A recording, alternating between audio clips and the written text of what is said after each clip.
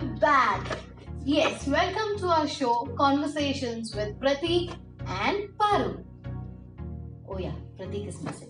Okay, so the last time you saw us on screen, we were discussing about Kannada movies, Kannada songs, about being Bangalore. So today we have a brand new episode, and this is with a psychologist. Yes, we're going to cover a series of topics, and we're going to have discussions with psychologists. So this one is with Dr. Meghna. Yes, and you're going to have a fun-filled session because you're going to know a lot about parenting. Yes, that's what we're going to talk about. And yes, let's take a look at a brand new discussion.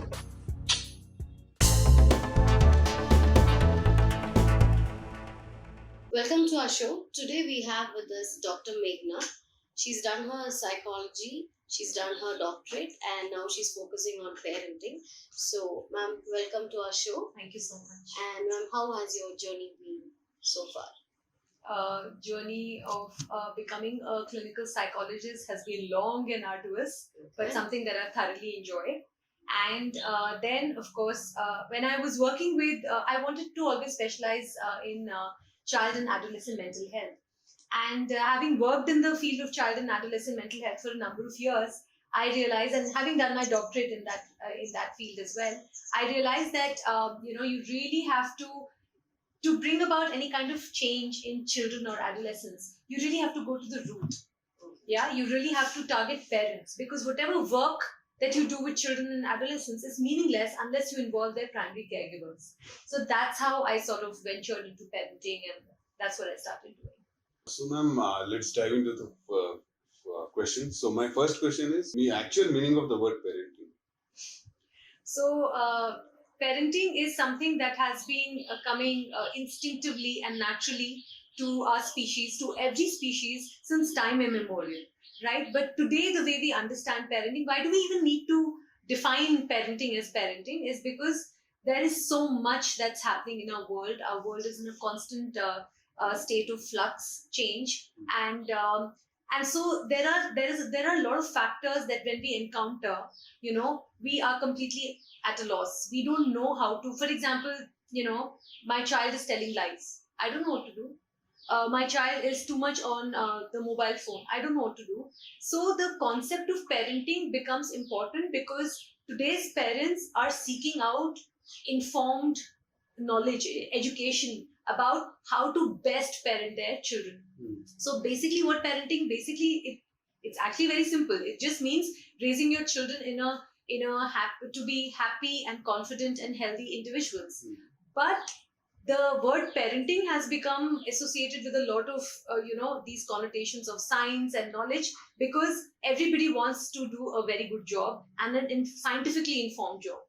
You said everyone wants to do a job, and has parenting in this generation become more of a job than a responsibility because of the current situations and their careers? I think it's both. It's always been both. I honestly think that parenting is the toughest job, the most important job that you would ever do, whether it's today or whether it was 1,000 years back. The way we view parenting has, of course, changed, but it has always been a job of immense responsibility, right? So the job has not changed, but it has become more complex because there are so many other factors which are impacting our daily parenting decisions. Right? Whether I want to, enroll my child in XYZ class or not, whether I want to arrange this play date for my child or not, whether I want to get this vaccine. I mean, there's just so many decisions that we have to take today, which were probably non-existent. Even 20 years back when we were growing up, so many questions and decisions were non-existent. So yes, I think it's always been a job of immense responsibility. But today it's become even more pertinent because the kind of decisions that parents face are much more complex. So, ma'am, when we were children, our parents didn't have so much of trouble because technology was not so much updated. But today's parents find it a lot more difficult to handle the children because they're very smart and they've evolved so much. So, how do you handle these kids? Well, how do you handle these kids is, I think, with a lot of love and empathy. I think no matter what technology comes, no matter what happens, I think what we ultimately need to remember is that It's love. It's that unconditional love, how connected you are with your child. That is at the core of your relationship with your child. All the other things are at the periphery. So no matter what issue comes up, like for example, you're bringing up the issue of technology. Yes, it's a very important issue. Yes, it's an issue. If you don't do limit setting, it can run into big problems. Like I've lost count of the number of families I've worked with whose children are facing a lot of screen overusage and addiction. So yes, it is a grave issue, definitely. But at the core of it lies a parent who has a very solid connection going with their child and who is not scared of drawing boundaries, who's not scared of enforcing limits, who's not scared of enforcing rules.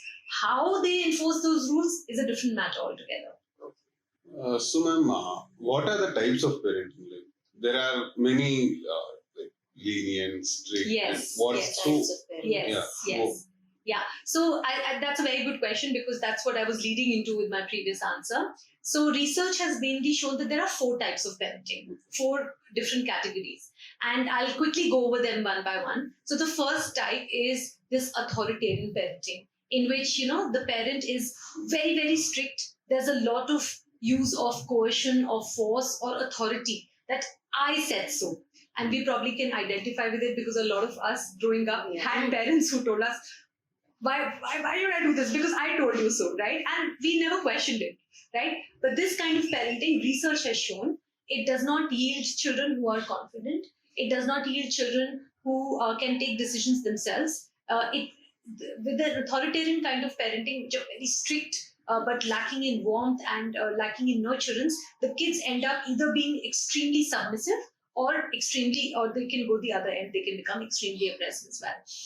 So obviously, research has discounted this type of parenting. The second type of parenting is called permissive, where there is too much of permeable boundaries, which means that the parents are not able to enforce strict boundaries. They have the concept that, my child is a child, let them enjoy. That is very harmful because even though there might be love and warmth, there are no boundaries, there are no rules. And children thrive with rules. Children thrive with limits. They might protest against them, they might push back against them, but rules are very important. Limits are very important. So permissive kind of parents who will go with whatever their child asks, whatever demands the child makes, they will fulfill all of them, has also been shown in research to be ineffective in the long run. The third type of parenting is neglectful. So there is no enforcement of boundaries also, but there is no love also. So on both counts, either the parent is emotionally or physically unavailable and absent, and there is this kind of neglect happening. I don't really care what's happening with my child because I have other things to take care of. So that's neglectful. And the fourth type, which has been found to be most effective in short and long-term outcomes of a child, is what is known as authoritative parenting, in which there is just the right amount of boundary setting, limits, rules, and there is also parental warmth and love. Right? So these are the 4 types of parenting. Coming from a traditional family, generally observe that children with stricter parents are great liars. Okay. And they can, and great manipulators too. Yeah. So, yeah. Is this a result of bad parenting or just a kid is smart enough to break around the rules set by the parents? Okay. I think that's a great question, firstly. That's a great question because I think you've managed to catch the pulse of what is, where do we draw the line, right? So you said that kids are very smart these days, which is true for all kids, irrespective of what kind of parents you have, okay? Which we were not. I think when we were growing up, we were like, okay, lost. Okay, but today's kids, because I think they get exposed to so many things so much sooner, they are much more smart, all right? So kids are smart, so that's one variable. The second variable is, so are the other over strict parents yielding children who are more manipulative or who lie a lot? Possibly yes, because what happens is when you are very strict and when you're not willing to negotiate and when you're not willing to see reason, explain to the child, discuss with the child, involve the child in decision making, the harmful effect of that is that the child learns that no matter what I say, I will anyway be shut down. I will not be listened to, right? And so such a child might, it's not always that the strict parent will always have a super manipulative child or a child who lies, but it's possible. It's possible that a parent who's super strict will, uh, you know, uh, uh, set their child up for manipulation and lies. That's definitely one of the pathways. It's definitely possible.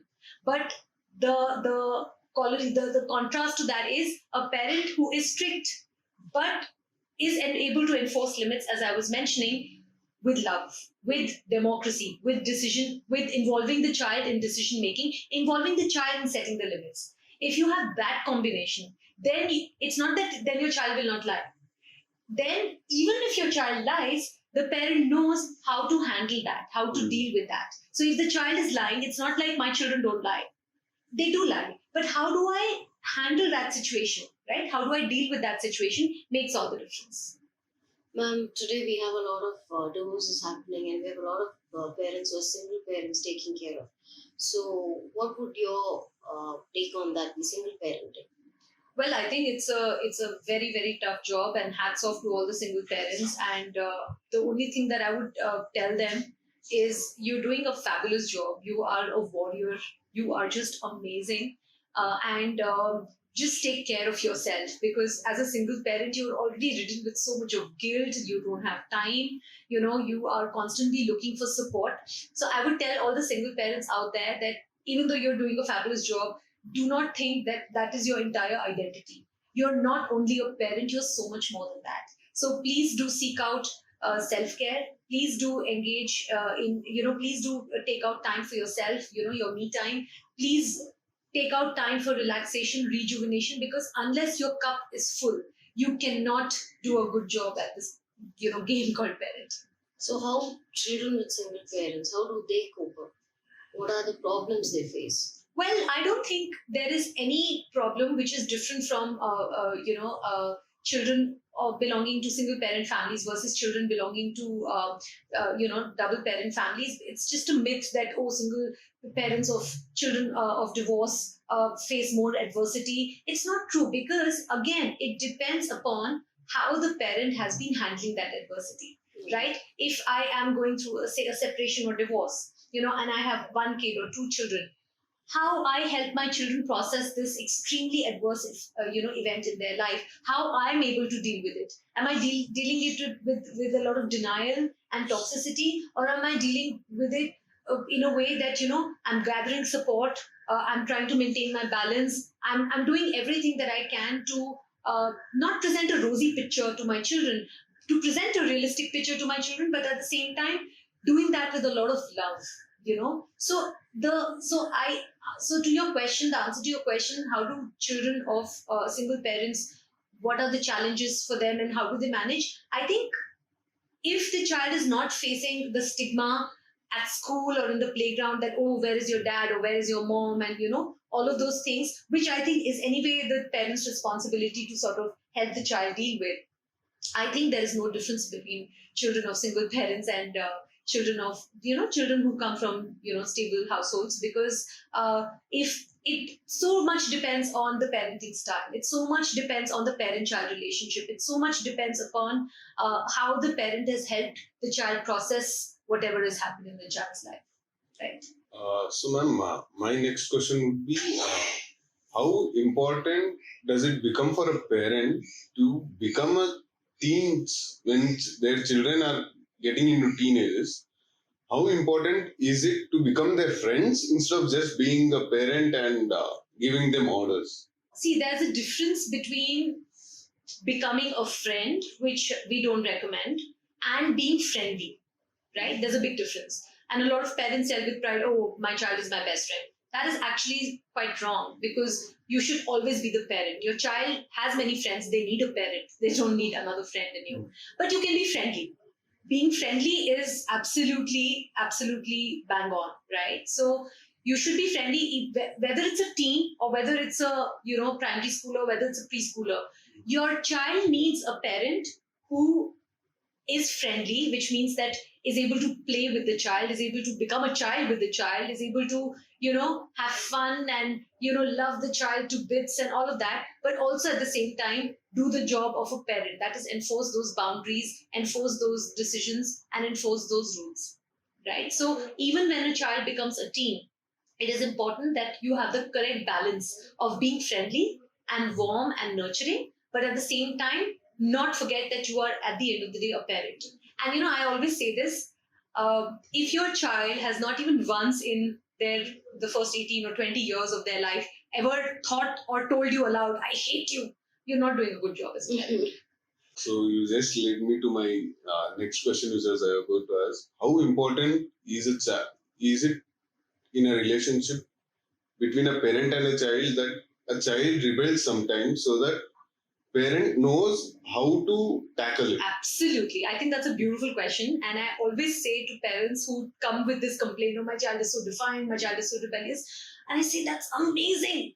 It couldn't be better than that. Your child is rebellious and defiant with you, which means they feel safe with you. They feel safe enough with you to rebel. They feel safe enough with you to defy your orders or instructions or whatever, or your limits that you've set or whatever it is.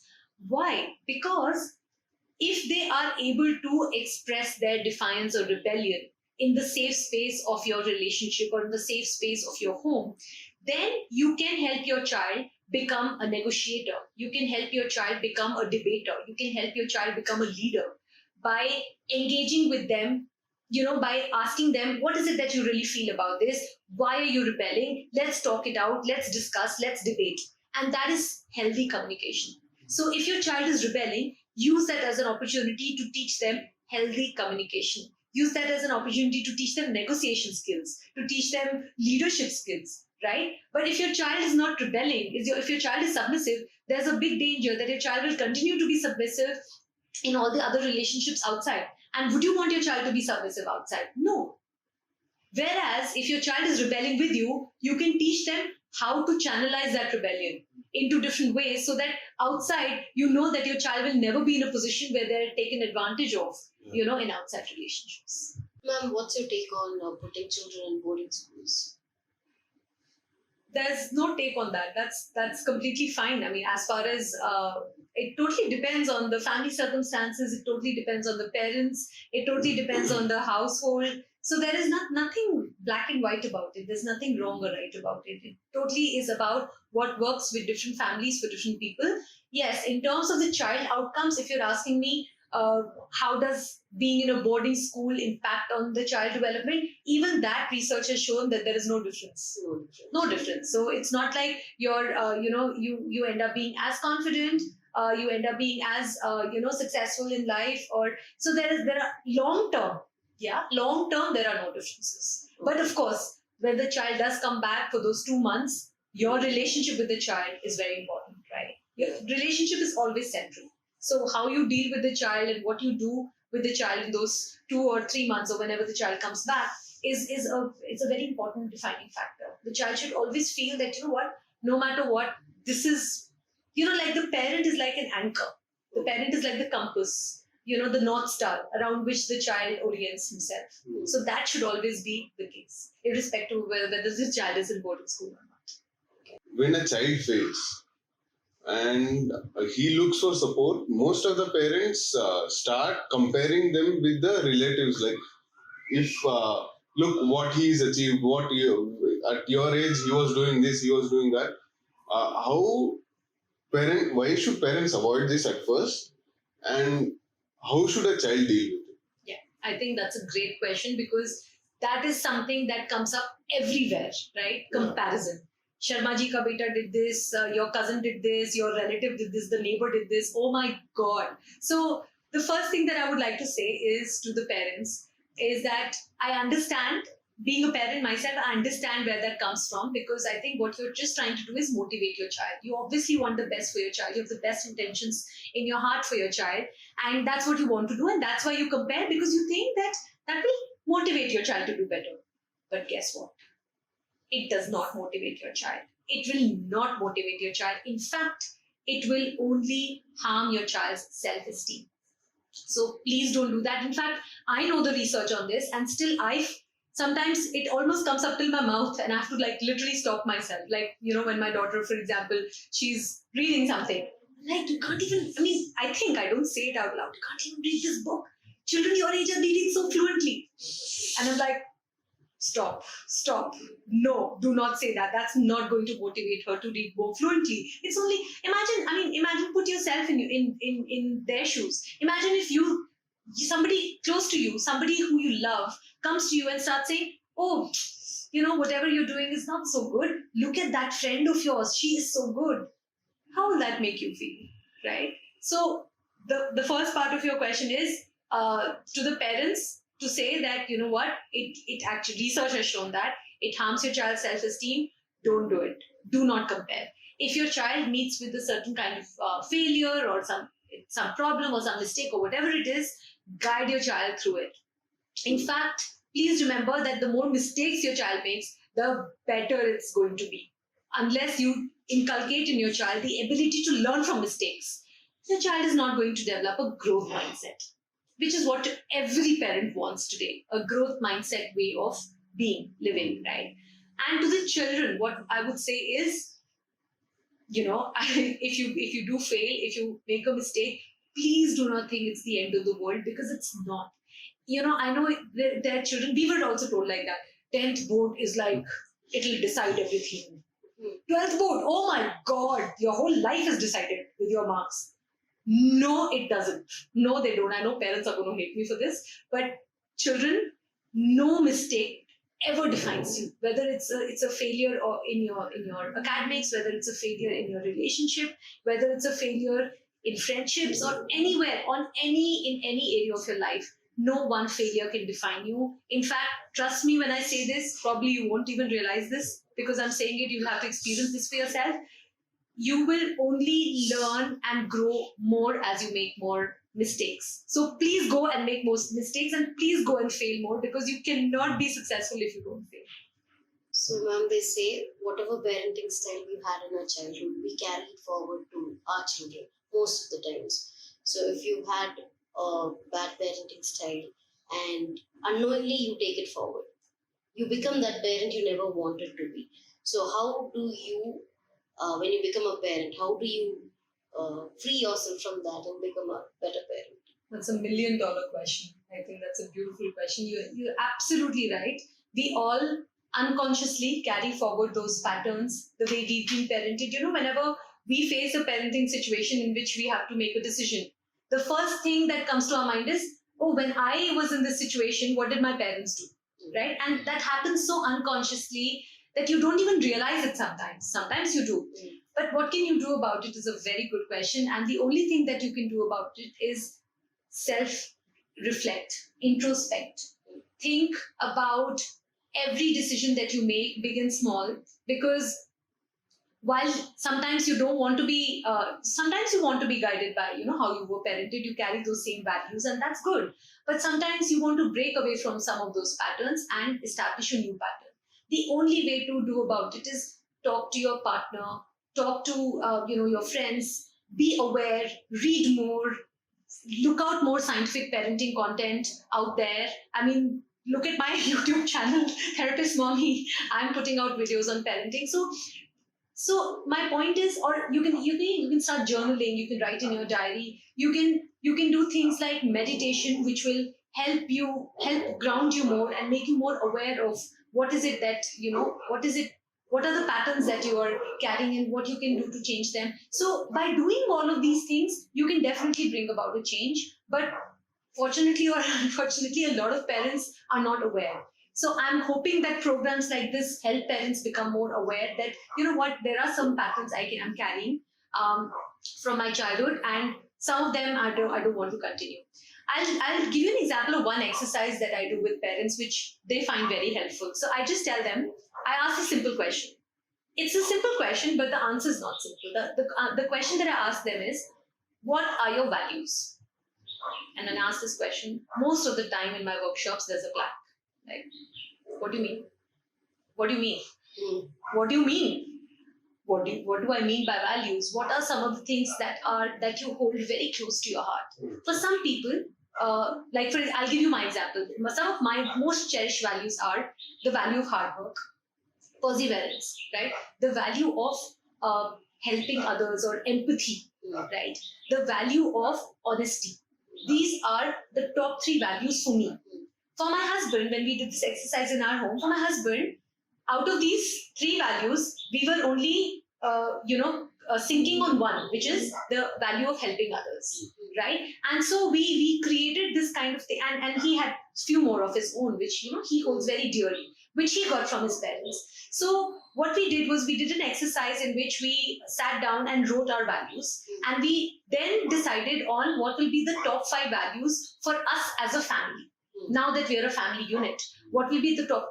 And whenever you have a doubt, or whenever you face a situation which is not very pleasant, in which you feel, oh my god, my child is behaving like this, I don't know what to do, or I did this and I'm regretting it, go back to your values and think about what would you like to do in that situation differently from what comes naturally to you. And if you can put that conscious thought and connect it to your values, you'll have your answer. So guys, that was part 1 with Dr. Meghna. How was it? I'm pretty sure you guys want to know more. Yeah, so we have part 2 coming up next week, and make sure you listen to it because it is really fun and it is actually informative to parents, to people who are going to become parents, and yes, of course, grandparents too. Yeah, so if you have any queries, don't hesitate to contact us, and we're available on all the social media platforms. Stay tuned for part 2.